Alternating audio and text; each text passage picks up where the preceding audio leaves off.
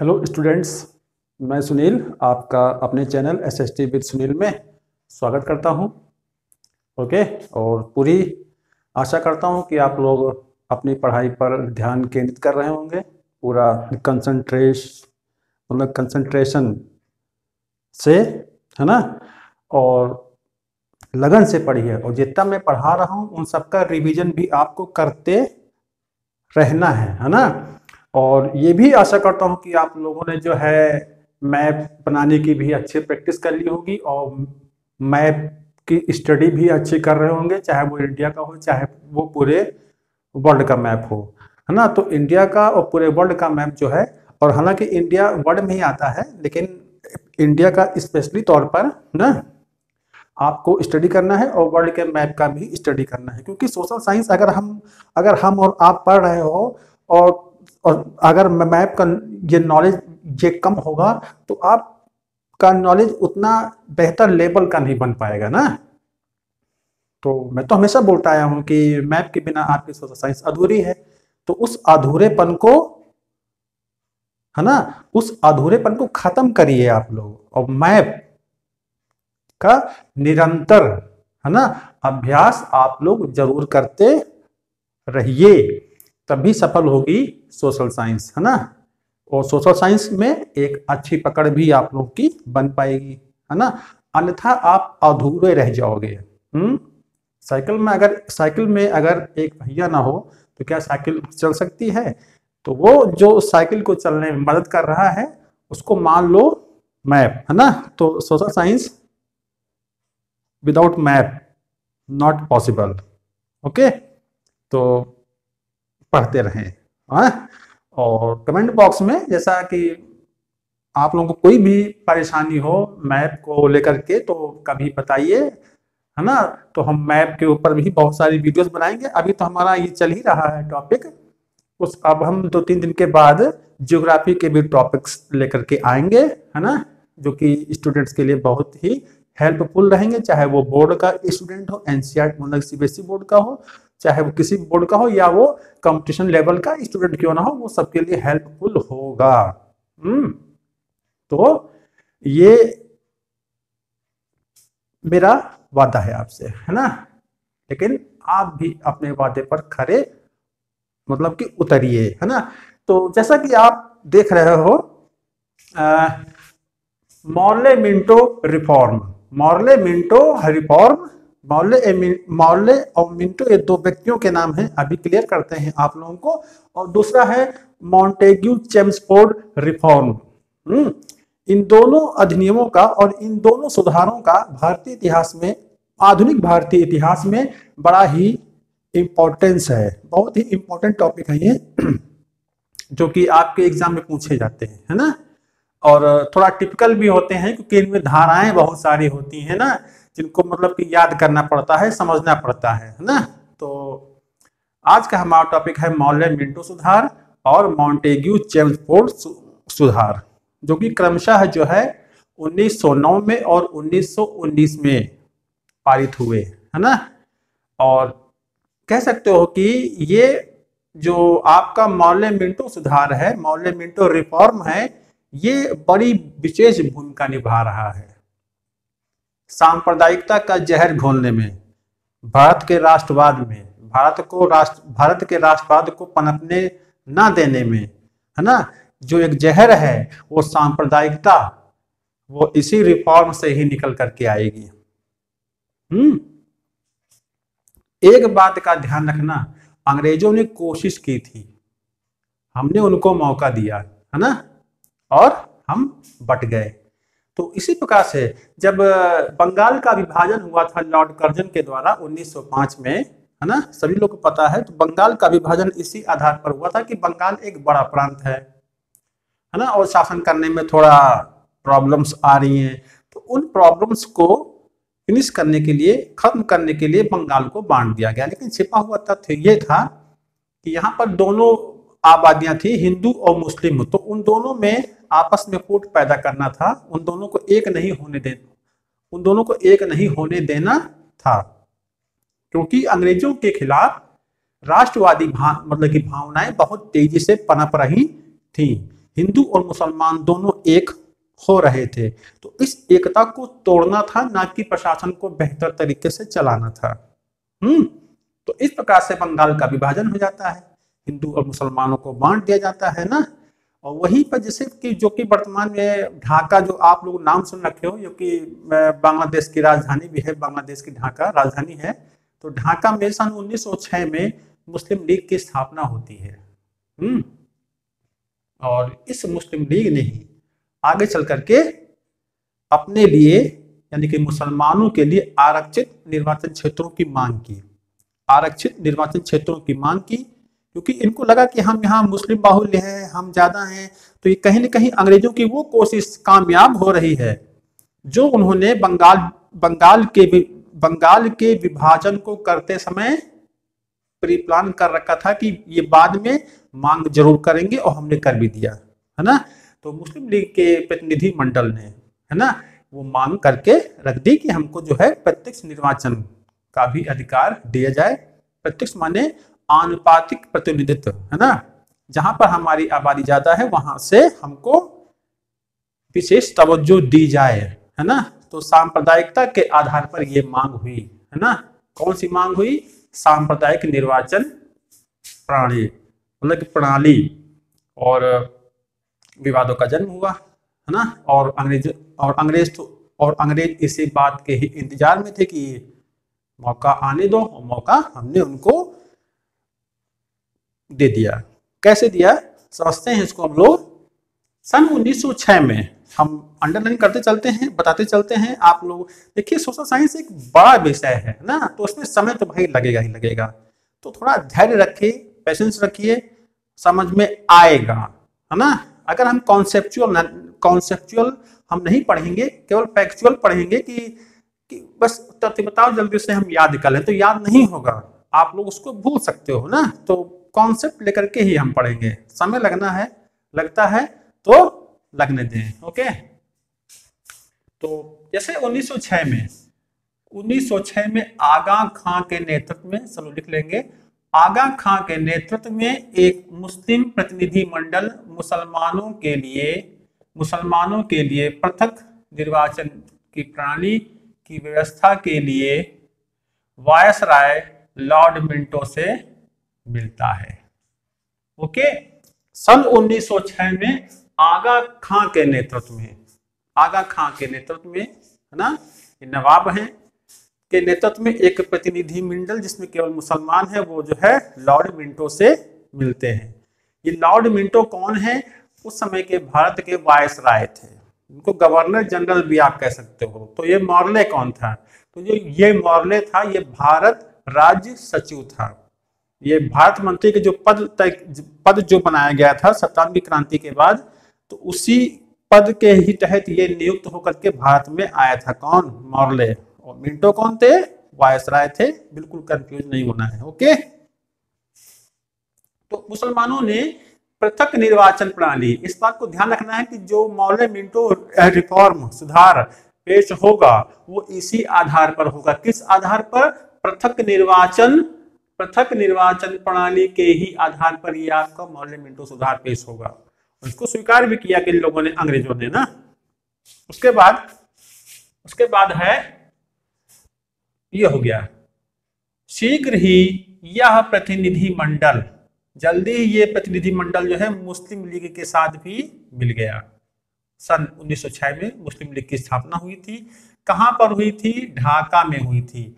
और जो इसके संस्थापक सदस्य थे वो कौन कौन थे? एक थे सलीमुल्लाह खां, मोहसिन उल मुल्क, है ना, और वकार उल मुल्क, है ना।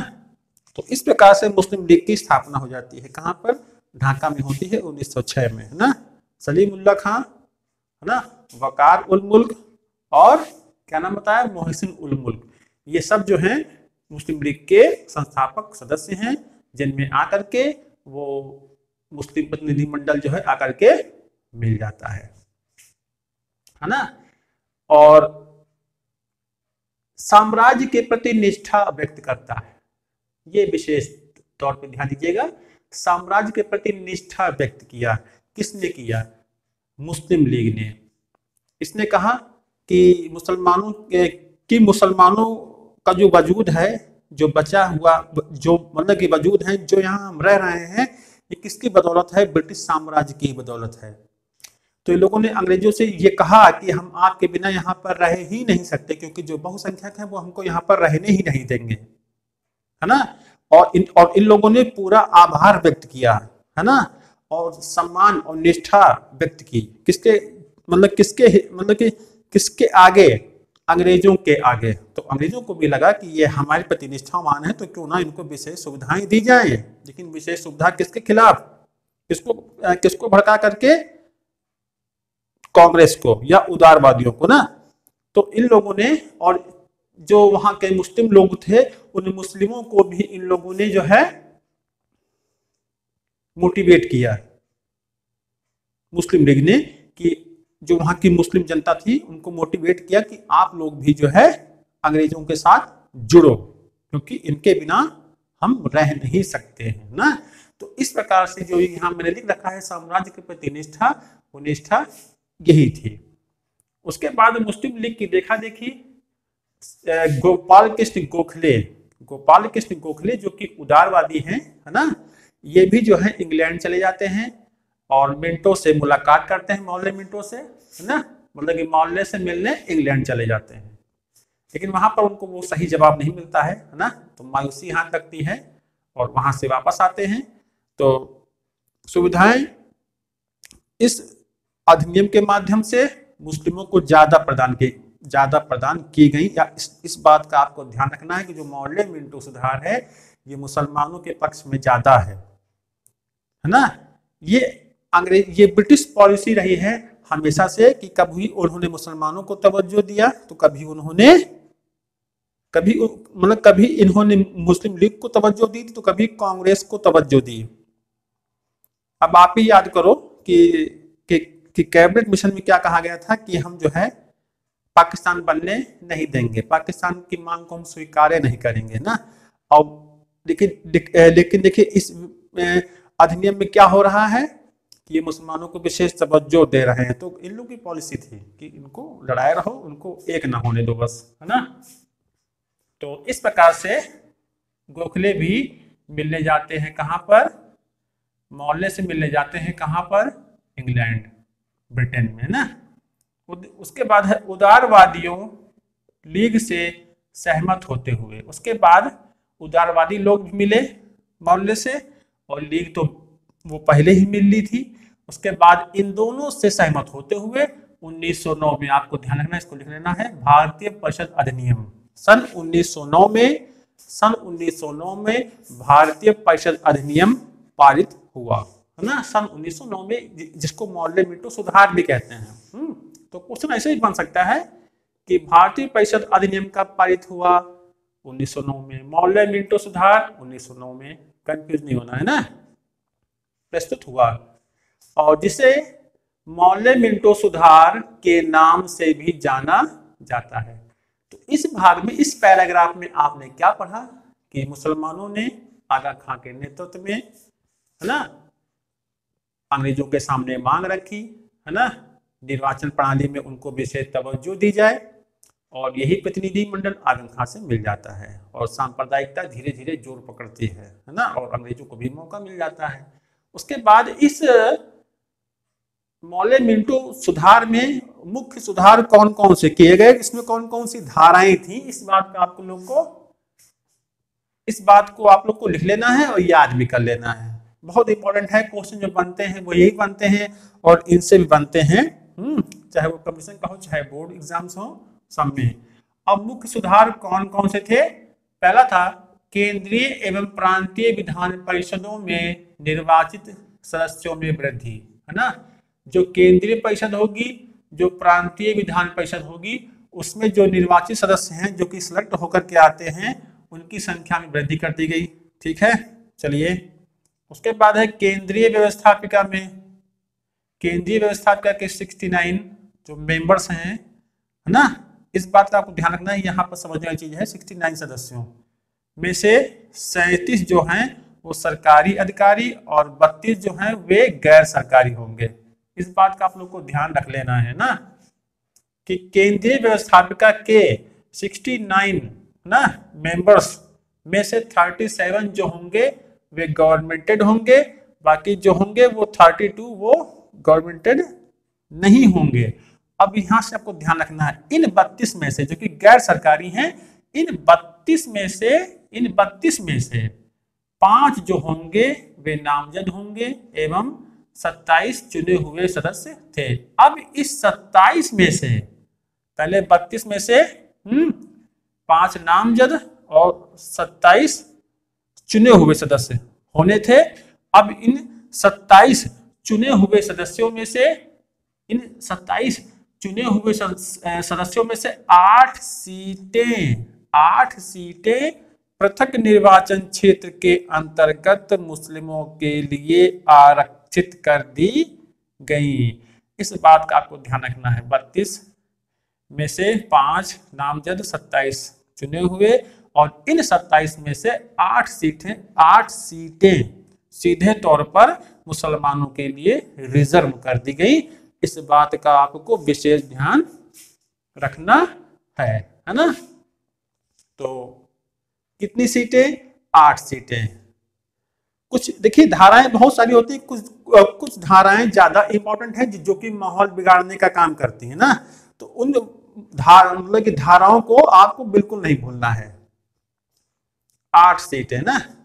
उसके बाद 4 सीटें ब्रिटिश पूंजीपतियों के लिए आरक्षित थी कि 4 सीटें हैं तो उसमें केवल ब्रिटिश पूंजीपति ही लोग होंगे। 2 सीटें जमींदारों के लिए है ना, लैंड होल्डर्स के लिए आरक्षित थी, और 13 सीटें सामान्य निर्वाचन के अंतर्गत आती थी, दी गई उनको ना। तो यानी कि मुसलमानों का थोड़ा ग्राफ बढ़ाया गया इसमें, है ना, क्योंकि सीधी सी बात है बहुसंख्यक तो थे ही, ये लोग अल्पसंख्यक थे, तो अल्पसंख्यक की दृष्टि से देखा जाए तो इनको पर्याप्त सीटें मिल रही हैं यहाँ पर, है ना। ओके, तो इस पॉइंट जितना मैंने ये ब्लैक में लिख रखा है ना, जितना मैंने ये ब्लैक में लिख रखा है, आप लोग इसको जरूर लिखें और याद भी कर डालें, है ना, काम की चीजें हैं। क्योंकि अगर आप फैक्ट यही सब तो फैक्ट है, कॉन्सेप्ट में तो सब जोड़ करके पढ़ा रहा हूँ, फैक्ट ये है ना, अगर लिखोगे तो अच्छे नंबर गेन करोगे। उसके बाद है मुसलमानों के लिए पृथक सामुदायिक प्रतिनिधित्व प्रणाली लागू की गई। मुसलमानों के लिए जो कि पृथक समुदाय है, समुदाय माने हिंदुओं का समुदाय, मुसलमानों का समुदाय जो होगा, है ना, तो जहां पर मुस्लिम आबादी ज्यादा है, जहां पर उनका समुदाय संगठित है, ज्यादा है ना, तो वहां के लिए प्रतिनिधित्व प्रणाली लागू की गई। जहां मुसलमान ज्यादा है तो उन्हीं का मेंबर वहां से चुन करके आएगा, ये तय होगा, है ना। उसके बाद है केंद्रीय एवं प्रांतीय विधान परिषद। केंद्रीय एवं प्रांतीय विधान परिषद में जनसंख्या के अनुपात में अधिक प्रतिनिधि भेजने का अधिकार दिया गया ना। तो केंद्रीय एवं प्रांतीय विधान परिषद में जनसंख्या के अनुपात में, जहां पर जैसी जनसंख्या है उसी अनुपात में वहां के लोगों को चुन करके अपने प्रतिनिधि भेजने थे। कहां पर? केंद्रीय एवं प्रांतीय विधान परिषद में। धैर्य रखिए ना, और सभी लोग एक्साइटेड होकर के इन बिंदुओं पर जो मैं चर्चा कर रहा हूं, बता रहा हूं, उसको आप लोग सुनते रहें और नोट आउट करते रहें। उसके बाद व्यवस्थापिका सदस्यों को, व्यवस्थापिका कार्यपालिका होती है, व्यवस्थापिका भी होती है, व्यवस्थापिका के सदस्यों को आर्थिक प्रस्तावों पर बहस करने, संशोधन प्रस्ताव रखने, प्रश्न पूछने का अधिकार दिया गया। ये बात गौर करने वाली है। किसके बाद? इसके बाद, है ना, कि व्यवस्थापिका सदस्यों को आर्थिक प्रस्ताव माने जो बजट पेश होता था, बजट माने वार्षिक लेखा जोखा, क्या कहां से आएगा, कहां को जाएगा, कितना हमने अर्निंग की और कितना हमने खर्च किया ना, तो ये सब चीजें आती हैं बजट में। उसके बाद आर्थिक प्रस्तावों पर बहस करने का अधिकार दिया गया, यानी कि भारतीयों को, जो उसमें भारतीय मेंबर शामिल थे ना, तो एक प्रकार से थोड़ी बहुत हमको छूट मिली, है ना, कहने का मतलब हमको एहसास कराया गया कि हम भी कुछ हैं, और हमने एहसास किया कि कुछ शक्तियां हमको मिल रही हैं। हालांकि अभी आगे आप देखोगे तो समझ में आ जाएगा।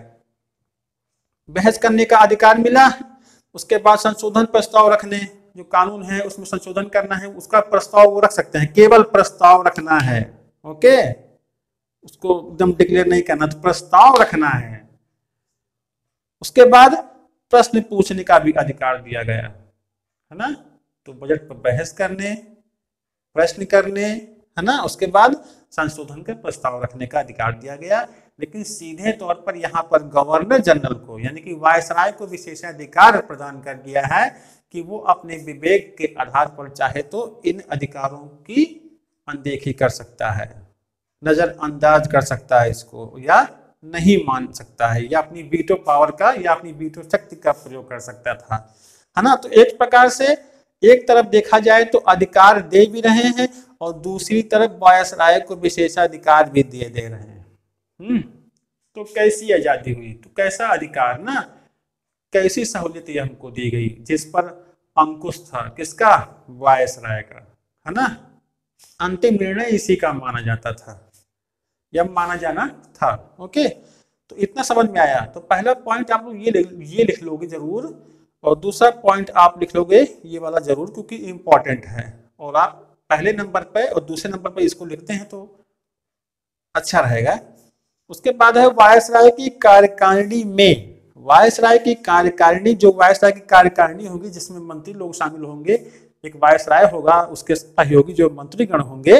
वायसराय की कार्यकारिणी में एक भारतीय को नियुक्त करने की व्यवस्था की गई। ये भी एक तीसरा इंपॉर्टेंट पॉइंट है, बिल्कुल नहीं भूलना है आप लोगों को ना।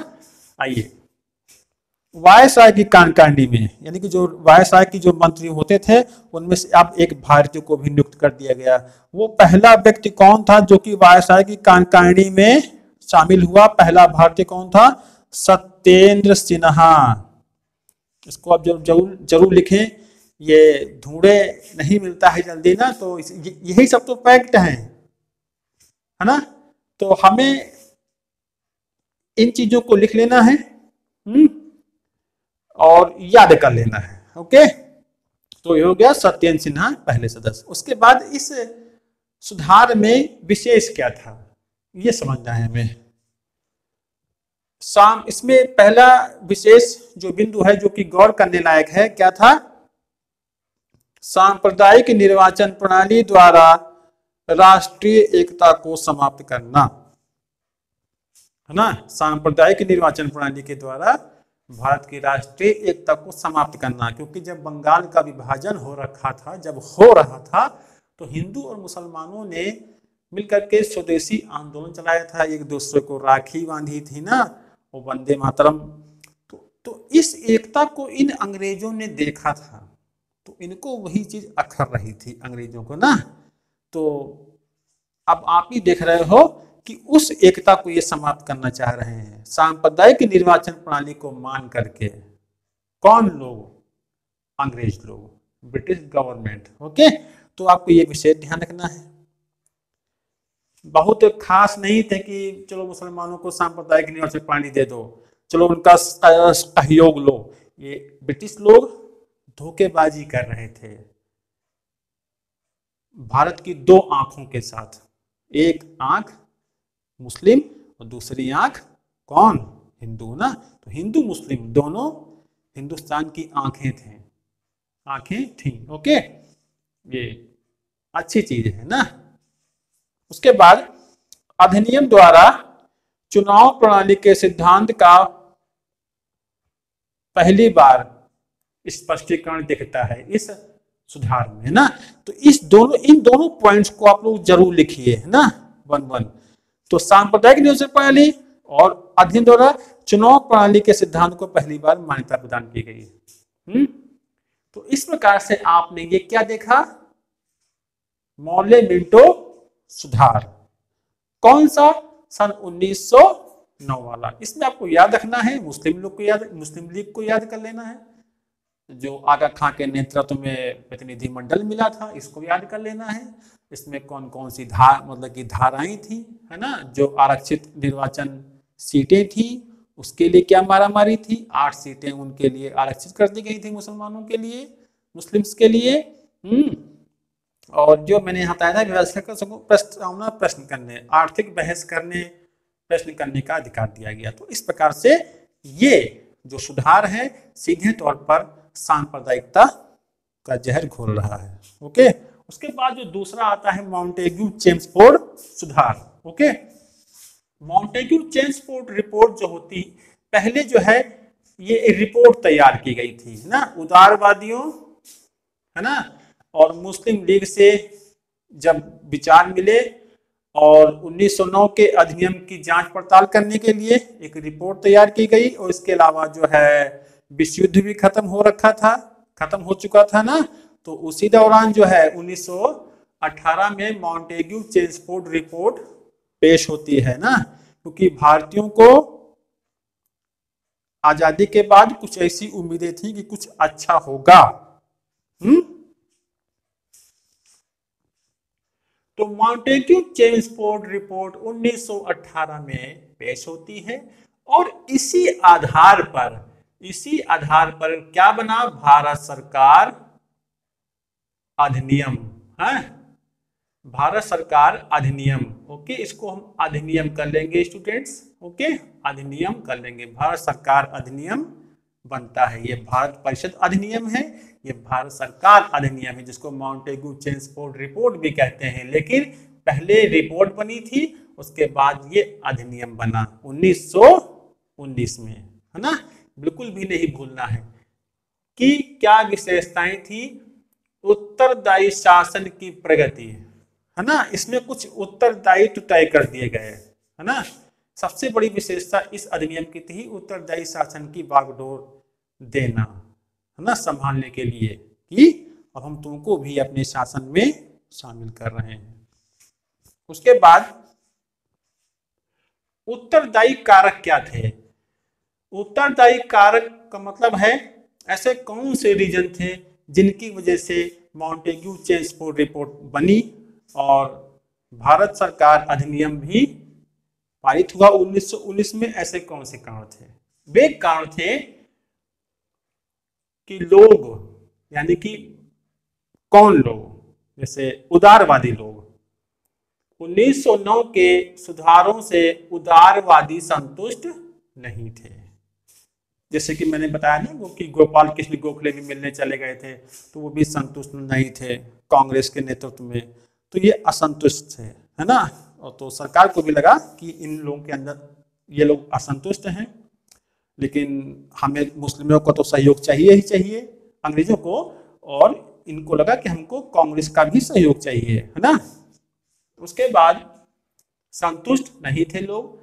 उसके बाद जो दूसरा कारण क्या था, प्रथम विश्व युद्ध के लोगों को ऐसे, प्रथम विश्व युद्ध के बाद, ओके यहाँ बात कर लेंगे, के बाद लोगों को ऐसे अधिनियम की आशा थी कि जो इंडियन गवर्नमेंट है कुछ अच्छा करेगी हमारे लिए, क्योंकि सन 1914 में जब वर्ल्ड वॉर शुरू हुआ था तो अंग्रेजों ने वादा किया था कि हम भारत को इस युद्ध के बाद आजादी दे देंगे।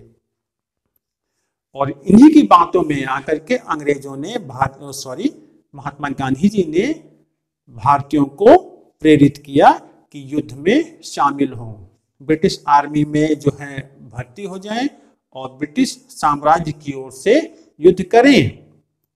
इसीलिए यहां तक कि गांधी जी को भर्ती करने वाला सार्जेंट तक कहा गया, भर्ती करने वाला सार्जेंट, क्योंकि वादा किया था अंग्रेजों ने कि हम आजाद कर देंगे। तो 1918 में लोग इसी उम्मीद में थे कि कुछ ऐसा अधिनियम आएगा जो कि भारत के हित में होगा।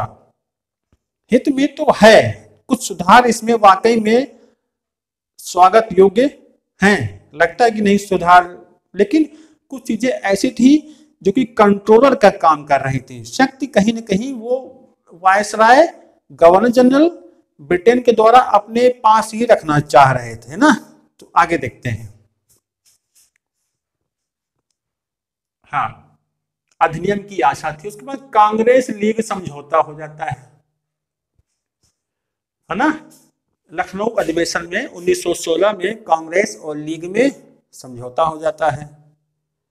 समझौते में यही चीज देखने को मिली, अंग्रेजों को लगा कि मैं सांप्रदायिकता का जहर घोल रहा हूं, तो दूसरी तरफ ये कांग्रेस और लीग फिर से एक हो रहे हैं, है ना। तो ये जब दोनों एक हो गए तो इनको लगा कि हमें कुछ अब और अपने अधिकार मांगने हैं, कुछ और अच्छा हमको चाहिए। तो मुस्लिम लीग भी कहीं न कहीं अपने छिपे हुए उद्देश्यों के साथ कांग्रेस से हाथ मिला लेती है ना, कि यहाँ पर कुछ सुविधाएं तो मिल ही गई हैं, हमको और भी सुविधाएं मिलनी हैं, कांग्रेस के साथ मिलकर के लेना है सुधार, कुछ सुविधाएं लेनी है ना। उसके बाद उदारवादी, है ना, हाँ ये पहला है भारतीयों द्वारा स्वशासन की मांग। मैंने क्या कहा था, भारत के द्वारा स्वशासन की मांग चली थी, इसकी स्वशासन की होम रूल हमको मिलना चाहिए, हम अपने देश पर शासन करना चाहते हैं, यानी कि जो वादा किया था 1914 में। ओके, उसके बाद है उदारवादी माउंटेग्यू का भारत सचिव पद पर नियुक्त होना। माउंटेग्यू कौन थे, ये उदारवादी थे, भारत सचिव थे। जैसे कि मौर्य मिंटो सुधार में मौर्य कौन थे, भारत सचिव थे, वैसे ही माउंटेग्यू चेम्सफोर्ड सुधार में माउंटेग्यू कौन है, भारत सचिव हैं। बिल्कुल कंफ्यूज, क्वेश्चन बहुत बनता है कि मौर्य मिंटो में कौन सचिव कौन वायसराय, माउंटेग्यू चेम्सफोर्ड में कौन सचिव और कौन वायसराय, ऐसे क्वेश्चन बहुत बनते हैं, तो बिल्कुल भी कंफ्यूज नहीं है ना। तो का सचिव, जो सचिव थे ये उदारवादी थे, तो लोगों को इनसे उम्मीदें ज्यादा थी। जो सीधे साधे इंसान होते हैं, उदारवादी होते हैं, लोग उनसे ज्यादा उम्मीदें रखते हैं ना, अच्छे व्यवहार की, इस बात पर। अब इस माउंटेग्यू चेम्सफोर्ड सुधार की मुख्य धाराएं क्या थी, है ना, उन धाराओं में ऐसा क्या था। ओके, और इन धाराओं को हम दो भागों में बांटेंगे, एक है प्रांतीय सरकार और दूसरा है केंद्रीय सरकार। इनमें जो प्रांतीय सरकार है, जहां पर द्वैध शासन लागू किया गया था, वो ज्यादा इंपॉर्टेंट है। माउंटेग्यू चेम्सफोर्ड रिपोर्ट की ये एक विशेषता है, कौन सी, प्रांतीय सरकार वाला। प्रांतीय सरकार की जो धाराएं हैं वो आपको विशेष तौर से याद कर लेनी है ना। केंद्र में कुछ भूलते, लेकिन यहां पर आपको बिल्कुल नहीं भूलना है।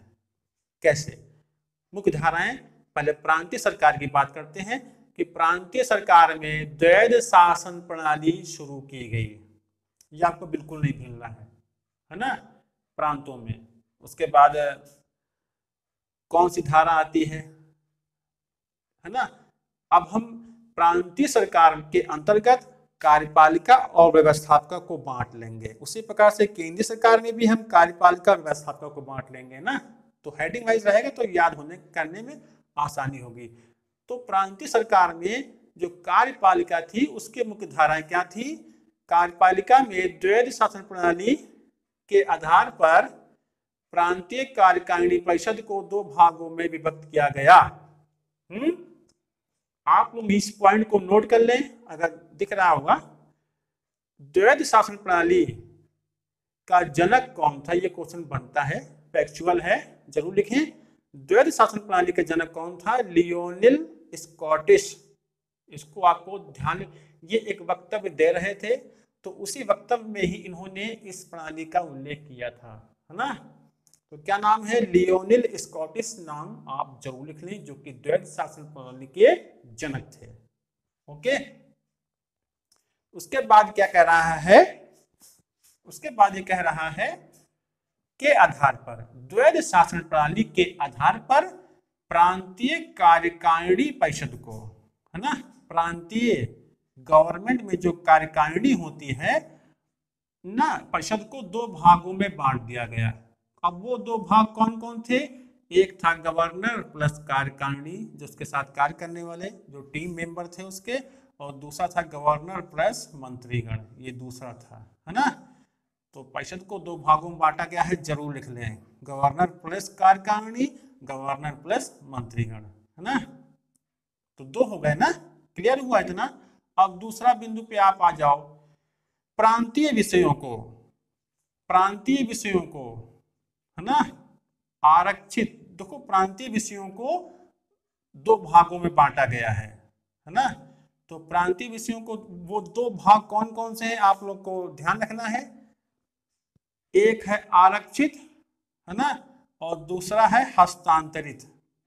आरक्षित जो विषय हैं वो केंद्र के अधीन रहेंगे, यानी कि अंग्रेजों के ही अधीन रहेंगे, जैसे कानून, वित्त, भू राजस्व इत्यादि, है ना।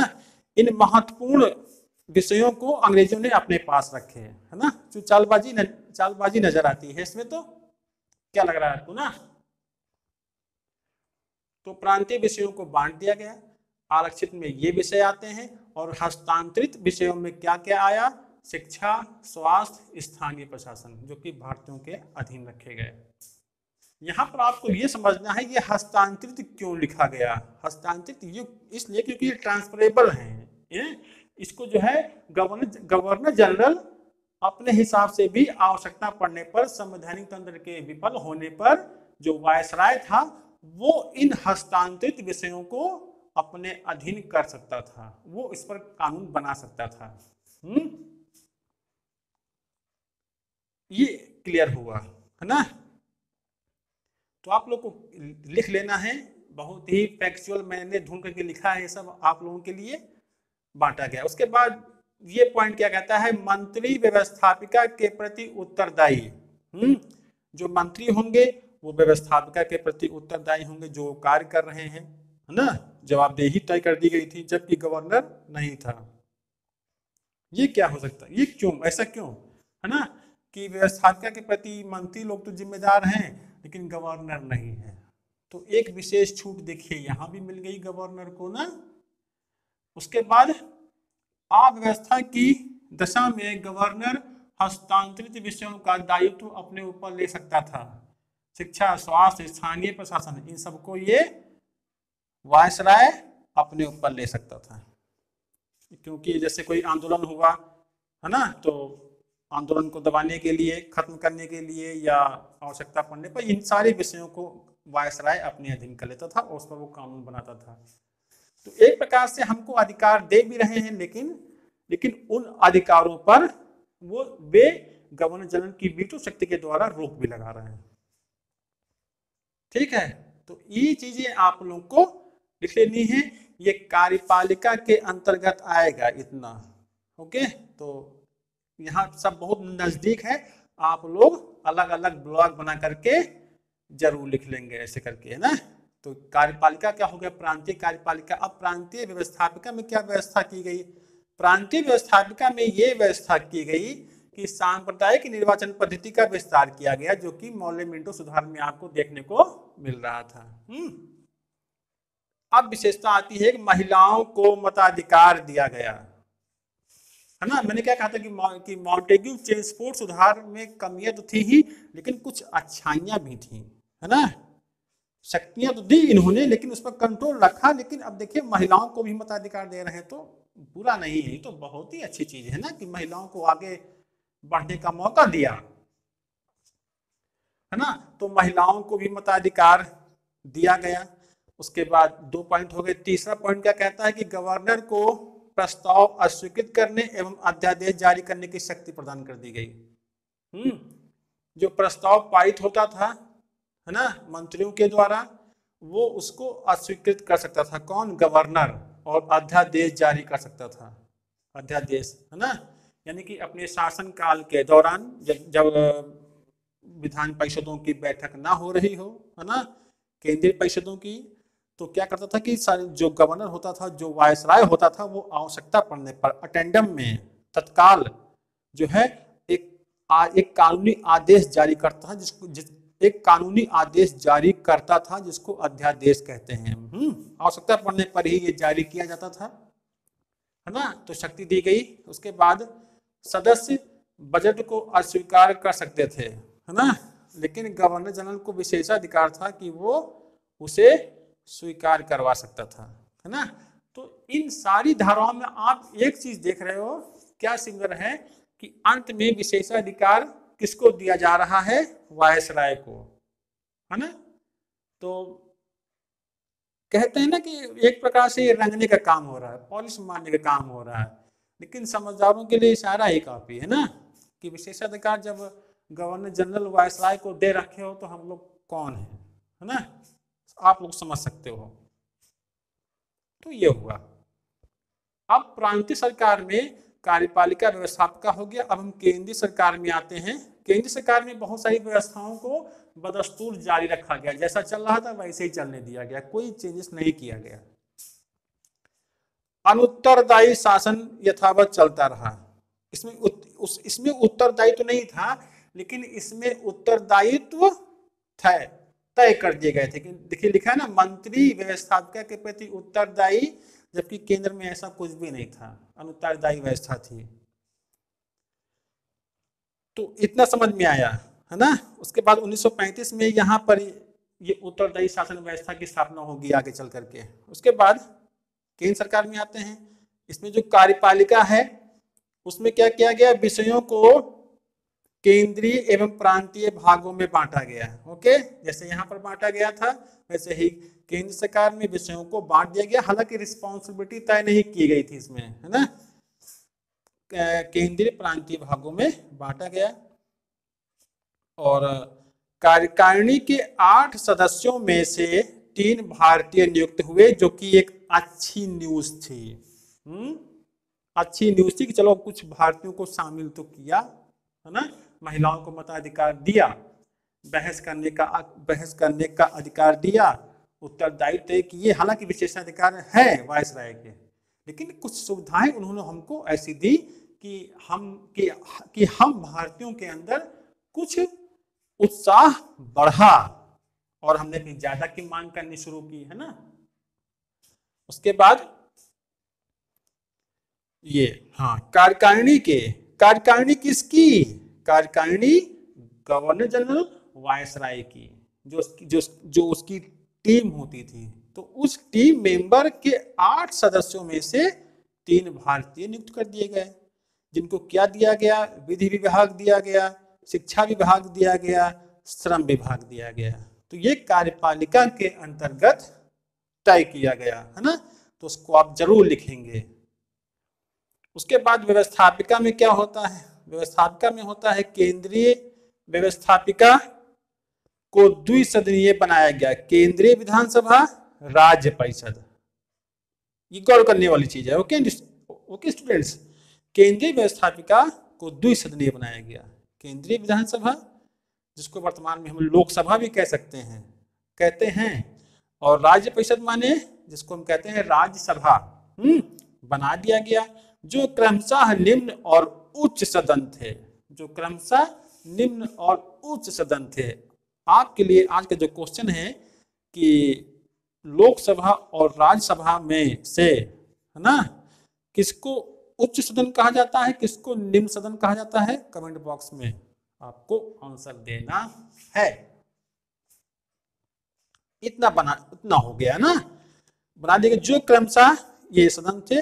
उसके बाद केंद्रीय सभा, ये केंद्रीय सभा की सदस्य संख्या 145 तय कर दी गई ना, कि इसमें जो मेंबर होंगे वे 145 होंगे। और राज्य परिषद की सदस्य संख्या 60 तय कर दी गई, है ना, 145 160 ध्यान रखना है। उसके बाद केंद्रीय विधानसभा का कार्यकाल 3 वर्ष तय था। हालांकि इस कार्यकाल को वायसराय अपने विवेक के आधार पर और अधिक बढ़ा सकता था, यानी कि 3 साल की जगह 5 वर्ष भी कर सकता था, 4 साल भी कर सकता था। तो केंद्रीय विधानसभा का कार्यकाल 3 वर्ष था, जबकि जो राज्य परिषद का कार्यकाल था वो 5 वर्ष निर्धारित किया गया था, है ना। तो इस मॉन्टेग्यू चेम्सफोर्ड रिपोर्ट में आपको 1919 सन याद कर लेना है ना। और धाराएं क्या थी, प्रांतीय सरकार, केंद्र सरकार। तो उसमें आप लोगों को इस वाले रिपोर्ट में प्रांतीय सरकार पर विशेष तौर से याद कर लेना है। सबसे ज्यादा पूछा जाने वाला प्रश्न है कि द्वैध शासन प्रणाली की शुरुआत किस अधिनियम के द्वारा हुई। तो आपको भारत सरकार अधिनियम, मॉन्टेग्यू चेम्सफोर्ड सुधार याद कर लेना है। प्रांतों में द्वैध शासन, है ना। उसके बाद महिलाओं को मताधिकार दिया गया, है ना। उसके बाद कार्यकारिणी में 3 भारतीय नियुक्त हुए, ये इंपॉर्टेंट है। और बाकी मौले मिंटो सुधार भी मैंने आपके सामने ये एक्सप्लेन कर दिया। ठीक है, तो ये था हमारा आज का Morley Minto reform and Montagu Chelmsford reform. इन सबका उद्देश्य क्या था कि भारतीयों को, है ना, इसमें मुस्लिम भी आ रहे हैं और हिंदू भी आ रहे हैं, इनको गोलमोल तरीके से शासन में बनाए रखना और अपने सिस्टम को चलाए रखना। कहते हैं ना कि बहकाना।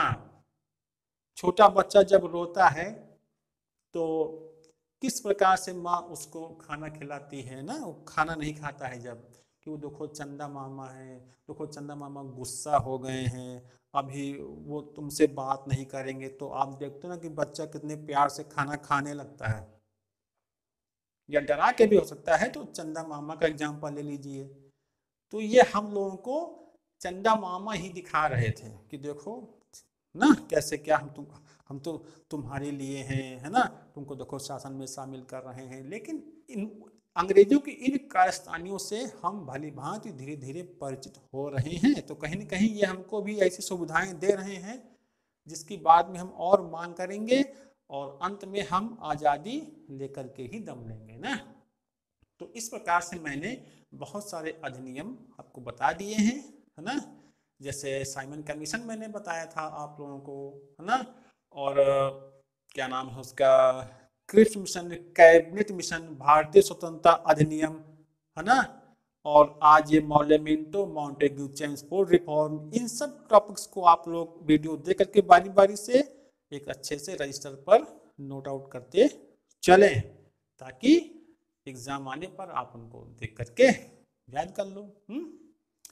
तो कैसा लगा मेरा आज का टॉपिक, कमेंट बॉक्स पर जरूर लिखें और पूरी वीडियो भाई जरूर देखा करो, तभी फायदा मिलता है ना। और 26 जनवरी भी आने वाली है ना। सभी को पता है इस दिन क्या हुआ था ना। उस दिन भी हम कुछ मुद्दों पर बात करेंगे। बाकी मैं तो रोज़ वीडियो जो है बना बना करके आप लोगों के सामने हाजिर हो रहा हूँ, वीडियोस को अपलोड भी कर रहा हूँ, है ना। तो इतना ही कहना था मुझे आज, और मिलते हैं आपको नेक्स्ट वीडियो में। ओके, और आप लोग अपनी पढ़ाई पर ध्यान केंद्रित करें। ओके, मिलते हैं नेक्स्ट वीडियो में। Thank you.